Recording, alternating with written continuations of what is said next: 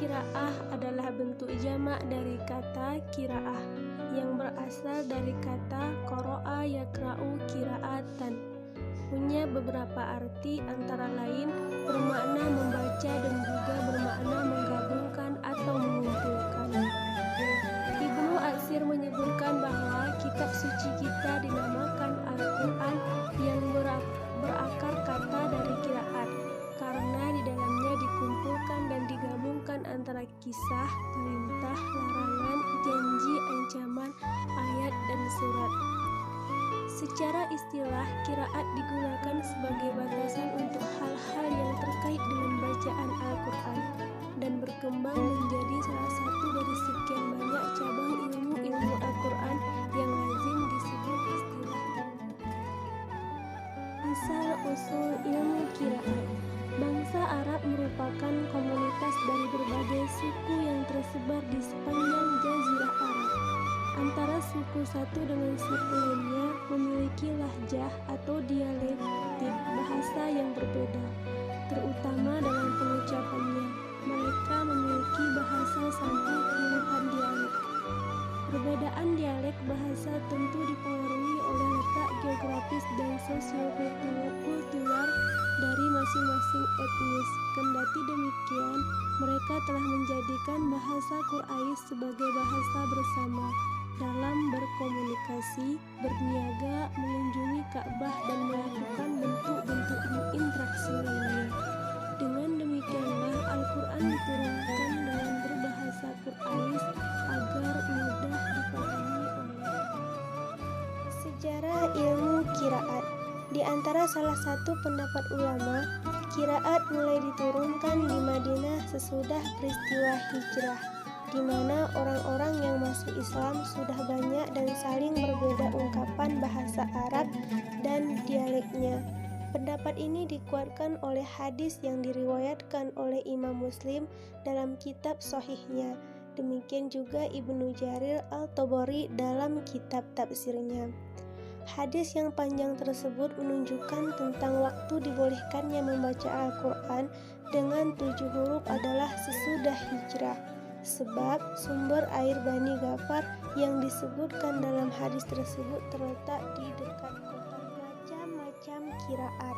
Yang pertama qiraat sab'ah, yaitu An-Nafi, rawinya Qalun dan Warsi. Yang kedua Ibnu Katsir, rawinya Al-Bazzi dan Qunbul.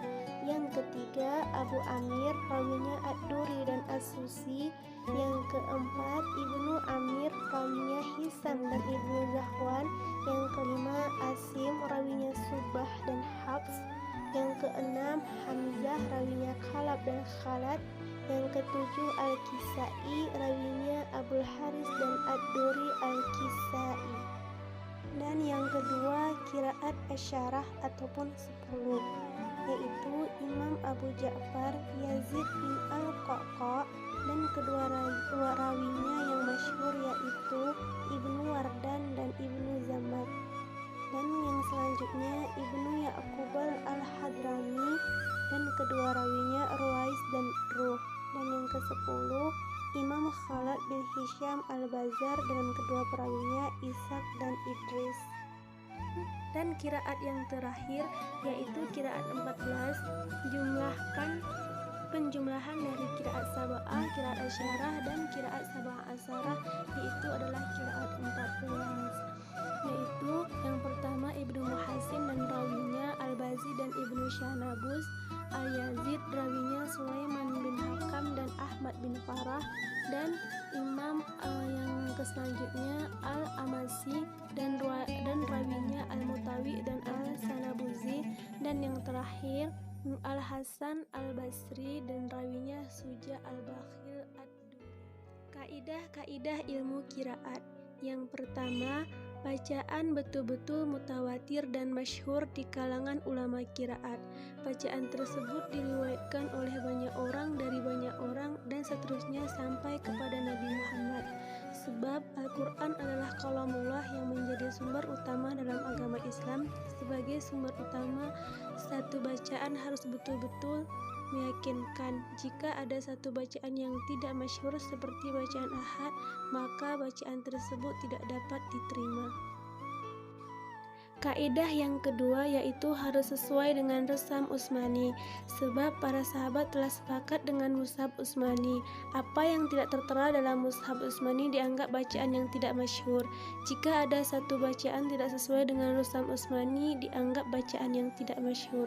Jika ada satu bacaan tidak sesuai dengan resam Utsmani, maka bacaan tersebut ditolak walaupun ada dalam kitab-kitab hadis yang sahih, karena para sahabat sudah sepakat dengan resam Utsmani. Dan kaidah yang ketiga yaitu adalah harus sesuai dengan kaidah-kaidah bahasa Arab, karena Al-Quran adalah berbahasa Arab.